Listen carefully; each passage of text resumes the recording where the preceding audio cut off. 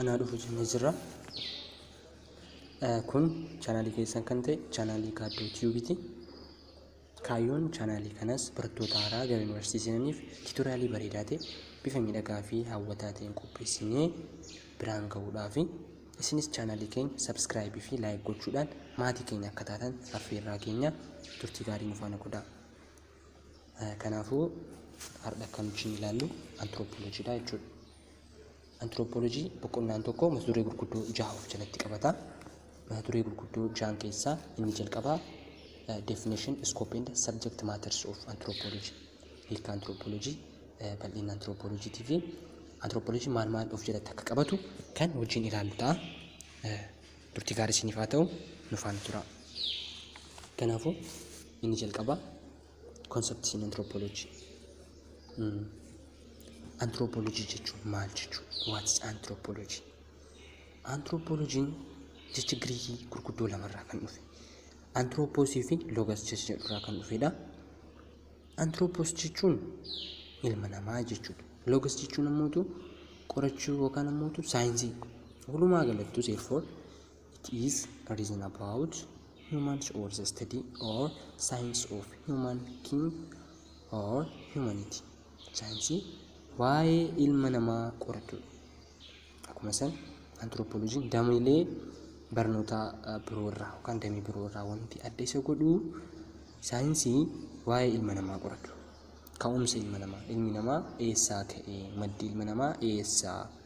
Akkuma san ammoo their development jijjiirama yookaan ammoo guddina qaamaa ta'uu danda'a. Fakkeenyaaf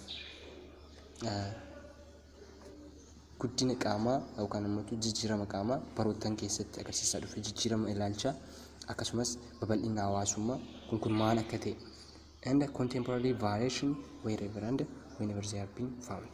Kana hunda kan of jalatti hammatee qoratu anthropology jechuudha. Man has two important characteristics, biological and cultural, which are inseparable elements. Kana jechuun ilmi namaa amaloota gurguddoo lama of jalaa qaba. Inni tokko biological kan jennuunidha.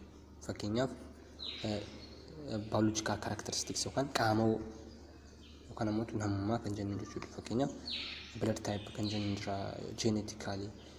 Namni tokko jiinii of keessaa qaba. Amala yookaan ammoo blood type gosa dhiigaa of keessatti qabata. Akkuma sana ammoo garaagarummaa qaamaan jira. Kun dhedheeraadha, qaqal'aa, furdaa, gabaabaa kana jechuudha. Kan ammoo culture kan jennu ilmi namaa aadaa of danda'e qaba. Aadaa mataa isaa qaba. Addunyaa kana irratti aadaalee garaagaraatu jira. Akkuma san iddoo garaagaraatu jira.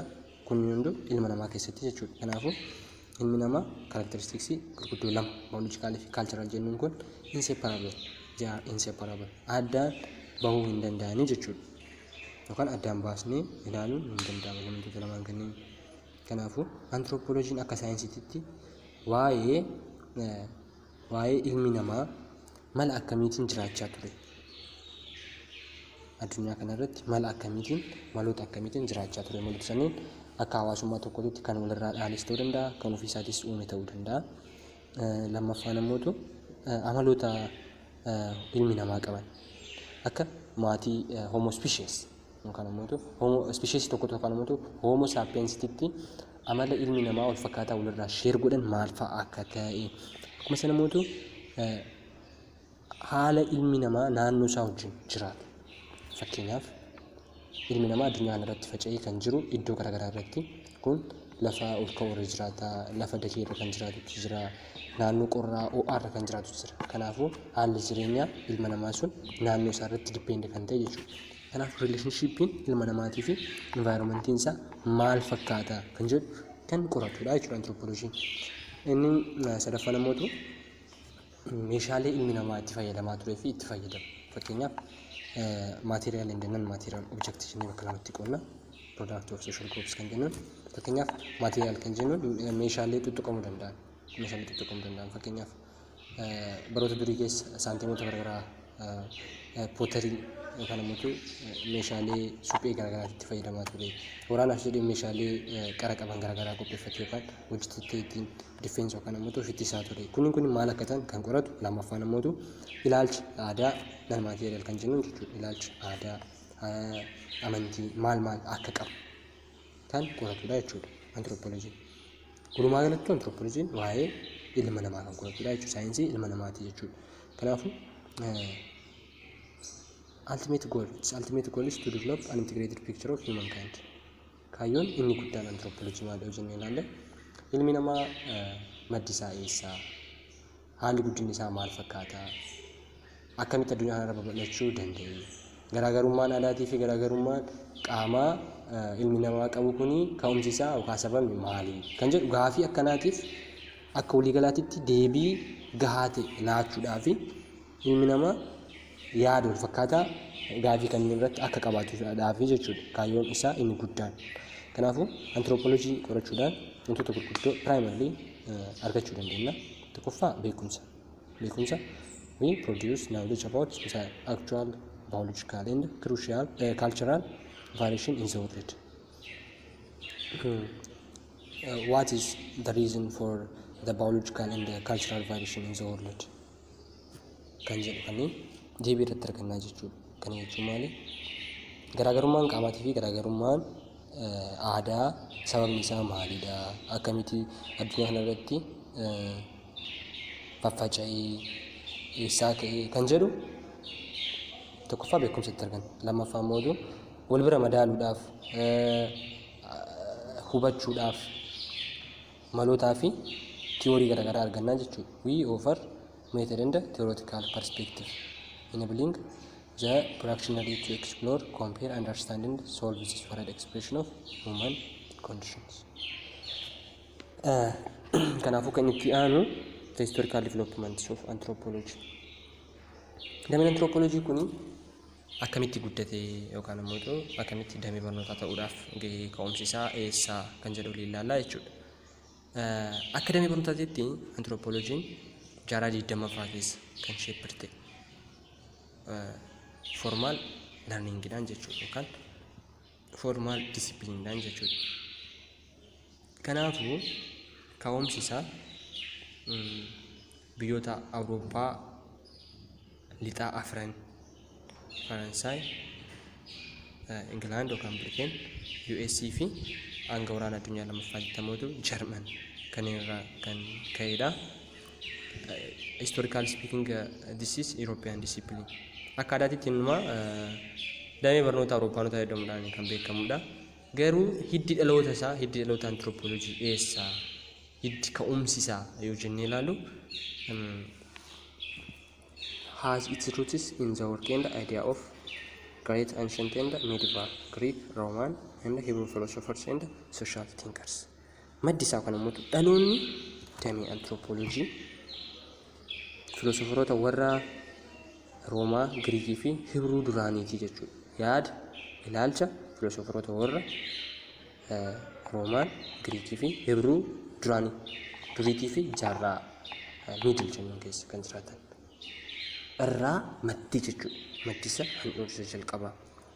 Kanaafuu akka akaadaamik disipiliinitti yookaan immoo akka damee barnoota formaaliitiitti ammoo was born during 9th century jaarraa 19ffaa keessa kan dhalatedha jechuudha. Kanaafuu 1870 immoo anthropologiin akka profeshinii tokkootitti kan emerge yookaan immoo itti uumamedha jechuudha. 1870 keessa akka profeshinii of danda'aatitti yeroo itti dhaabbachuu eegaledha jechuudha. Babal'ina yookaan immoo guddina anthropologiitiif sababa kan ta'an keessaa inni guddaan babal'achuu koloneeffattoota warra Awuroopaanotaati. Isaanis gaafa biyyoota koloneeffatan irratti garaagarummaa aadaa, garaagarummaa ilaalcha hawaasa kanneen arganii waa'ee isaanii beekuuf qorachuun aadaa isaanii, afaan isaanii, ilaalcha isaanii, ka'umsa isaanii qorachuun fedhii guddaa keessatti uume gaafsan ammoo babal'achuu anthropologiitiif sababa ta'ee jira jechuudha. Biyya keenya keessatti Itoophiyaa keessatti 1950 asii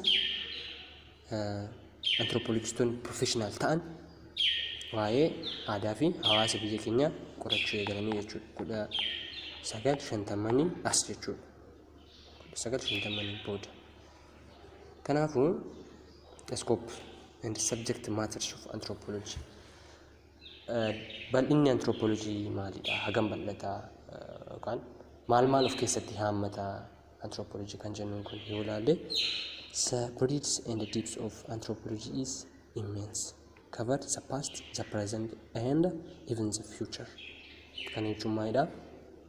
Baay'ee bal'aa fi gadi fagoo guddaa kan ta'e damiin anthropology kun, even if kan darbe, kan ammaatii fi kan fuulduraa waa'ee aadaa, ilaalcha, akkuma isaan immoo humanity kan darbe, kan ammarra jiruu fi kan fuulduraa hunda kan of keessatti hammatudha jechuudha. Kanaafuu damee baay'ee bal'aa fi guddaa ta'edha. Akkuma isaan mala ilmi namaa yeroo darbe keessa jiraachaa ture. Kan jechuun cover all aspects of human ways of life, experiences and existence as human life in a social group. And anthropology studies humanity with its all aspects of existence and in its all means of differences, diversity and similarity. Waa'ee ilma namaa walitti dhufeenya yookaan ammoo wanti ilma namaa wal fakkeessu maalidha? Garaagarummaan ilma namaa maalidha? Kan jedhu deeply gadi fageenya kan qoratudha jechuudha. Akkuma sana ammoo walitti dhufeenya hawaasni tokko ofiisaatiif qabuutii fi walitti dhufeenya hawaasni tokko hawaasa biroo wajjin qabu maal fakkaata kan jedhu akkuma san anthropology kan qoratudha jechuudha. Anthropologists strive for understanding of the biological and cultural origins and evolutionary developments of the species. Anthropologistoonni yookaan ammoo qorattoonni strive for understanding of the biological and cultural origins. Maddi yookaan ammoo ka'umsi aadaatii fi yookaan ammoo biological jedha. Akkuma duratti jenne ilmi namaa characteristics important ta'e lama of keessaa qaba. Cultural fi biological jennee jirra miti. Waa'ee isaan ka'umsa isaaniitii fi haala guddina isaanii kan qoratudha. Kanaafuu concerned with all humans, both past and present. Waa'ee ilma namaa wajjin basically sirriitti deeply kan wal qabatu. Ilma namaa yeroo duraaniitii fi amma keessatti akkuma isaan amaloota ilma namaa fakkeenyaaf ilmi namaa amaloota garaagaraa qaba. Amaloota isaanii irratti deeply kan qoratu ilaalcha garaagaraa. Baroota garaagaraa keessatti ilmi namaa ilaalcha garaagaraa qaba. Kanaafuu ilaalcha isaanii hunda kan yeroo darbees kan yeroo ammaas kan qoratu akkuma isaan material possession fakkeenyaaf ilmi namaa waggaa 1000 dura meeshaan itti fayyadamuu fi amma itti fayyadamu baay'ee garaagarummaa qaba.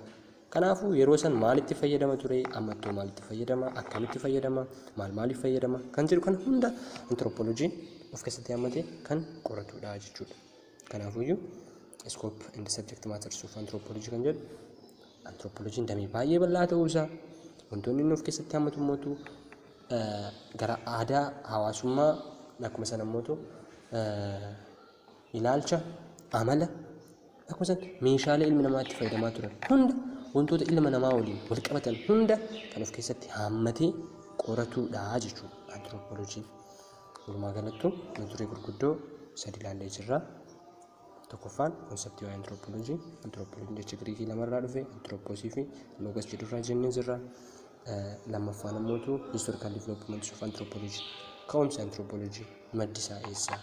Rootiin anthropology biyyoota Giriik, Roomaanii fi Hibruu duraanii irraa rootiin isaa akka maddeedha. Akkuma sana ammoo babal'achuu warroota koloneeffattoota Awurooppanootaatiin akka subjectiin kun yookaan ammoo dameen anthropology kun babal'atee addunyaa kanarratti guddachuu danda'e. Akkuma sana ammoo scope and subject matters of anthropology kan jedhu kun wanti inni of keessatti hammatuu fi bal'inni isaa yookaan maal irratti xiyyeeffata kan jedhu baay'ee bal'aa akka ta'e wantoonni irratti xiyyeeffatu wantoota ilma namaa wajjin wal qabatan haala jireenya ilma namaa maloota jireenya ilma namaa maal akka ta'e akkuma sana ammoo garaagarummaa fi wal fakkeenya ilma namaa bifa aadaatiinis ta'e bifa qaamaatiin akkuma dura jenne garaagarummaa aadaa baay'eetu jira. Amantii, ilaalcha kun eessaa maddee kan jedhu fakkeenyaaf garaagarummaa qaamaa jennee jira. Namni tokko furdaa gabaabaa dheeraa kun maal akka ta'e orijiniin isaa maal akka ta'e hunda kan of keessatti hammatee qoratu jechuudha. Scope fi subject matters in anthropology kanadha. yeroo itti aanutti saffis of anthropology kan damee gurguddoo anthropology arfan wajjin kan laallu ta'a. Waan nu faana turtaniif guddaa galatoomaa. Yaada keessan koomantii nuuf godhaa, subscribe gochuun dagatinaa. Yeroo gaarii.